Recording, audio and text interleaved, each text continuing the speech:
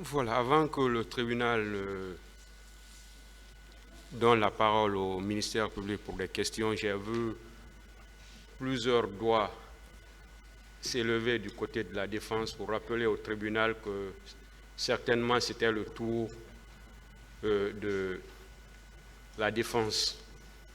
Je pense que les dispositions de l'article 425 du Code de procédure pénale règlent cela. Donc la défense a la parole pour ces questions.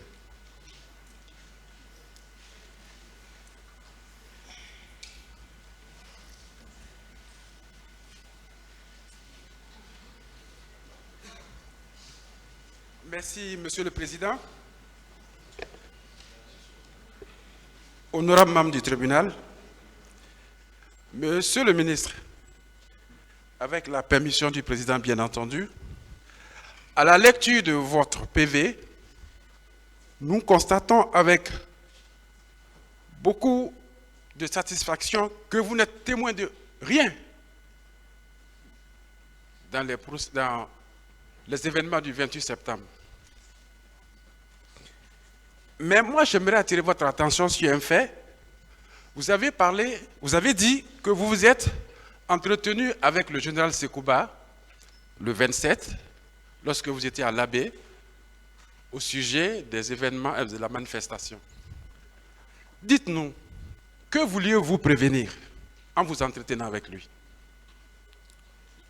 Mais je voulais vous répondre très simplement.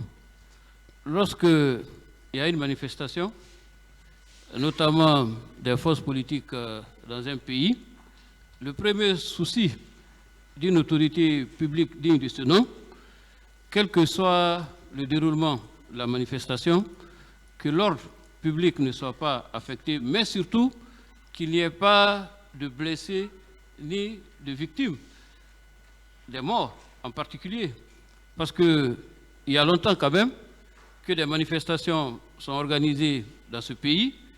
On sait toujours comment ça commence, mais on ne peut jamais prévoir comment ça peut finir, même si le plus souvent, c'est émaillé d'incidents qui causent des dégâts matériels importants et malheureusement des pertes en vies humaines. Merci, Monsieur le ministre. On a compris que, suite à votre entretien avec le général Sekouba, il a adhéré à votre demande. Et il s'est chargé de parler au capitaine Moussa Dadis. En avez-vous discuté aussi avec le président Dadis au sujet de cette manifestation, ce jour-là du 27? Si, je l'ai dit. Quelle était sa position? Non, il était un peu dubitatif parce qu'il ne voyait pas de raison de manifester, ne voyant pas de conflit avec les acteurs politiques et surtout convaincu d'avoir de très bons rapports avec la plupart d'entre eux. Parce que je l'ai indiqué ici, je le dois à la vérité et à l'histoire de le dire, il avait des relations suivies et privilégiées avec la plupart des leaders politiques à l'époque. Ils échangeaient au téléphone. Certains d'entre eux venaient le voir dans l'intimité de son bureau, individuellement ou collectivement, pour des raisons et d'autres. Donc pour lui, c'était des partenaires qui n'avaient pas de problème particulier avec lui, au point de descendre dans la rue. Donc il a dû penser certainement que je n'avais pas de raison de m'inquiéter à ce moment-là. Ok, à cet instant, est-ce que vous, en tant que témoin, à l'observer, vous avez constaté qu'il était opposé à cette manifestation, selon votre état d'âme de ce jour? Mais vous avez dit que je n'ai été témoin de rien. Pardon, excusez? Vous avez dit que je n'ai été témoin de rien. Et vous me posez une question. S'il vous plaît, éloignez-vous un peu du micro, parce qu'on a du mal de fois à comprendre ce que vous dites. Oui, monsieur le ministre, l'intérêt de ma question, c'est de savoir, parce que vous avez discuté avec le général, vous êtes entretenu avec lui, mais vous, qu'est-ce que vous avez constaté? Il était opposé à cette manifestation, selon vous? Il n'y croyait même pas, pour s'opposer ou ne pas s'opposer. Il n'y croyait pas. Ce qui veut dire qu'il n'avait aucune connaissance de la manifestation. Oui, je crois. Très bien. Et vous avez dit que vous l'avez vu, où il avait pris la tête en vous disant, voyez-vous ce qu'on m'a fait? Vous pensez qu'il se sentait trahi? Écoutez, moi j'ai dit ce qu'il a dit. Je laisse libre cours à chacun de tirer la conclusion de son choix. Parce que, est-ce que, selon vous, cet état d'âme-là a causé ou bien a provoqué quelque chose dans sa gestion du pouvoir? Je ne voudrais pas aller en dehors des faits et de mon témoignage en faisant des commentaires. Mais, monsieur le ministre, vous devez éclairer le tribunal. Et quand vous constatez qu'il était dévasté de la sorte, selon vous, il était dévasté parce que ses citoyens sont morts, ou bien c'est parce qu'il a vu son pouvoir, il s'est vu désobéi par l'opposition et la force vive. Entre les deux, qu'est-ce qui le touchait? Qu'est-ce qui l'a dévasté? Écoutez, je ne pourrais pas répondre à sa place. Je pense comme il aura l'occasion de passer ici, certainement vous pourrez lui poser la question. Moi, je décris les faits tels que je les ai vécus, en évitant autant que faire se peut une interprétation qui est toujours de nature tendancieuse. D'accord, très bien. Mais vous, en tant que ministre de la Communication, avez-vous été témoin de quel acte posé par le capitaine Dadis ou vous-même en tant que ministre de la Communication? Par rapport à quoi? L'événement du 28 septembre. Je pense que ceux qui sont passés ici ont expliqué tout ce qui a été entrepris, notamment la visite aux blessés, l'assistance pour les soins dans les hôpitaux et d'autres mesures d'apaisement liées notamment aux enquêtes pour faire la lumière sur ces événements. Parce que si je me rappelle, il avait été institué à l'époque une commission nationale d'enquête et autant d'autres mesures que d'autres plus compétents étant plus concernés pourront vous détailler. Ok. Donc, même en qualité de ministre, vous ne pouvez apporter aucun témoignage de votre institution devant le tribunal? J'ai dit que j'étais un ministre en portefeuille. Un ministre en portefeuille? Bien sûr. Ah, d'accord, ok. Ok.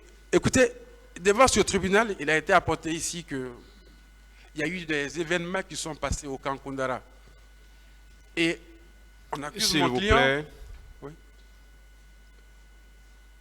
On va parler, il est là pour témoigner des événements. S'il vous plaît. Je suis dans ce cadre-là, Monsieur le Président. S'il vous plaît. Je voudrais savoir s'il peut apporter à votre tribunal. S'il vous plaît, il est là pour témoigner des événements qui se sont passés au stade du 28 septembre. Mais là, d'accord, Monsieur le Président. Ce qui veut dire que, Monsieur le ministre, d'après le Président, je pense que moi, je n'aurai pas assez de questions alors à vous poser, étant donné que votre PV m'a éclairé que vous n'êtes témoin de rien.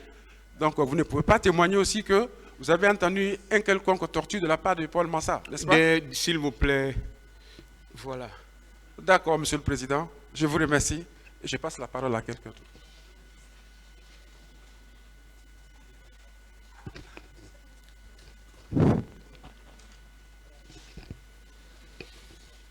Allez-y. Voilà.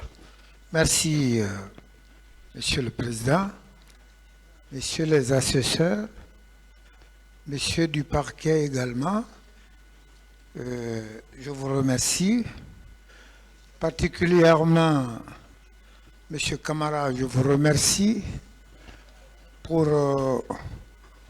vous être associé aux victimes des événements douloureux du 28 septembre, pour reprendre votre propre terme, mais également pour exprimer des souhaits vifs que des innocents puissent échapper à la condamnation quelconque.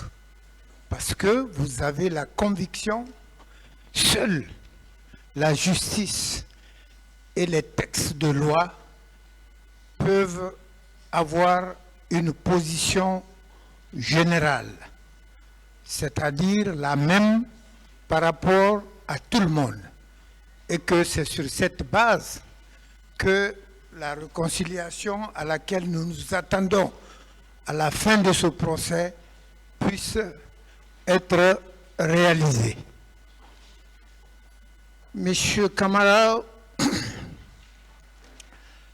vous avez tenu à rappeler le voyage de l'abbé, l'appel que le président Dadis vous a demandé de placer en direction du président Sidya Touré, mais également le 28 septembre pour ce que vous en savez. Alors, si nous prenons l'abbé, de vos explications, on comprend que l'abbé n'était pas un prélude aux événements du 28 septembre. Aucunement. L'abbé est un programme présidentiel qui a été accompli. Et ce n'est qu'au retour à une station de service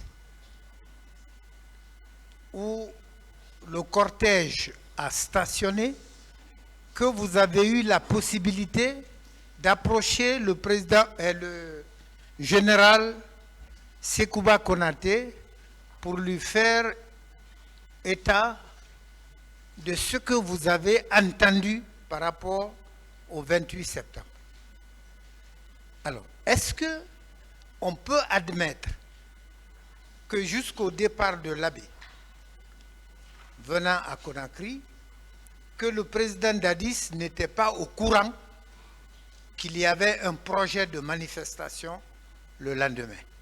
Non, il n'était pas au courant parce que lorsque je lui en ai parlé, il ne voyait pas de péril en la demeure. Il ne voyait pas de péril en la demeure. Et plus tard, vous avez ajouté que il ne voyait même pas l'opportunité de manifester dans la mesure où de la pratique qu'il faisait de l'exercice du pouvoir, il était permanemment en contact, en négociation, en discussion, en conciliation avec et les partis politiques et la société civile. Je me permets de rappeler ici un propos du même Sidya Touré au cours de ce qu'on appelait couramment le Dadis Show, où il a demandé, Monsieur le Président, permettez que nos femmes puissent rejoindre le lit conjugal à temps, parce que maintenant, aucune femme ne rentre se coucher sans vous avoir regardé à la télé. Moi, j'ai personnellement écouté ça. Peut-être que quand Sidya acceptera de venir ici, il me démentirait ou confirmerait ce que je suis en train de dire. Alors, Monsieur le ministre, vous êtes donc rentré à Conakry et chacun est parti à son domicile. Comme pour renforcer l'idée de l'information de Monsieur le Président Dadis, est-ce que vous estimez que si cette information de manifester le lendemain était à sa connaissance, il aurait laissé les membres du gouvernement rentrer chez eux sans demander que vous vous retrouviez au camp le soir, à votre retour à Conakry? Ça aurait été possible de laisser chacun rentrer comme ça, sans instruction, sans consensus, sans partage de l'information? Ça aurait été possible, cela? C'est une question? Oui. Non, je crois que je l'ai déjà dit. Lorsque je lui ai parlé de la manifestation qui était projetée, il n'y croyait pas et donc, naturellement, il n'a pas pris le sujet au sérieux, pas qu'il n'en était pas suffisamment imprégné, mais parce que, j'insiste, il ne voyait pas de raison de manifester et il était en contact avec la plupart de ceux qui organisaient cette manifestation, soit au titre de leur parti politique ou dans certains des apartés qu'il avait avec lui pour parler soit du processus de transition en tant que tel ou du processus de transmission du pouvoir à l'issue des élections. Très bien. Donc, vous n'avez senti aucune inquiétude? Non. Très bien. Non plus une préoccupation pour pouvoir empêcher la tenue de ces manifestations? S'il était inquiet, tel que je le connais habituellement, Oui. il aurait saisi l'information au bon et comme vous l'avez relevé, il aurait ameuté l'ensemble de ses collaborateurs pour essayer de trouver une solution au problème parce que le capitaine Dadis était quelqu'un qui n'aimait pas du tout les problèmes et chaque fois qu'un problème se posait, et ce n'était pas la première fois que j'appelais Sidia, que j'appelais Selou ou d'autres acteurs pour lui, dès qu'il y a un problème, il en fait part avec généralement beaucoup de virulence et demandait tout de suite que la personne concernée soit contactée pour trouver une solution. Beaucoup d'entre eux sont venus ainsi et souvent au camp Al-Faya pour conférer avec lui autour de problèmes divers. Très bien. Les échanges qu'il a eus avec Sidia Touré étaient des échanges sous forme de requêtes, sous forme d'ordre donné ou sous forme d'informations à obtenir? Requête et plaidoyer. Plaidoyer. Très bien. Alors, c'est, n'est-ce pas, sous ces marques de symphonie inachevée, comme vous l'avez dit, que vous et le président Dadis, vous vous êtes quittés. Vous êtes partis à votre domicile pour n'être rappelé que le lendemain, après les événements du 28 septembre. Vous êtes naturellement venus avec ce que vous avez appris par les médias. Alors, quand vous êtes rentré, dès qu'il vous a vu, il a exclamé: mon ami, vous avez vu ce qu'on m'a fait? En âme et conscience, vous avez pensé à quoi en ce moment?